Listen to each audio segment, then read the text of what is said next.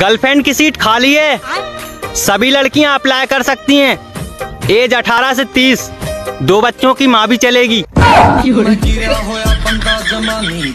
चुनाव की date fix हो गई है, अब पता चलेगा कि मोहल्ले की कौन सी लड़की 18 साल की हो गई है। हाँ, कॉलेज में रिलेशनशिप तो दूर की बात है, मुझे तो स्कॉलरशिप भी नहीं मिली। हाँ, लड़कियां अपने आप को पापा की परी इसलिए बोलती हैं क्योंकि मम्मी इनका भूत 1 मिनट में उतार देती है। हाँ, कल बाथरूम में पड़ोसन गाना गा रही थी, कुंडी मत खड़काओ राजा, सीधा अंदर आओ राजा। आज राजा पर धारा 376 लगी है।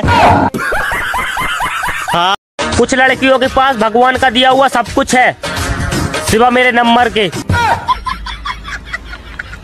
चिंता मत कर मेरे दोस्त, इस साल तुझे भी लुगाई मिल जाएगी।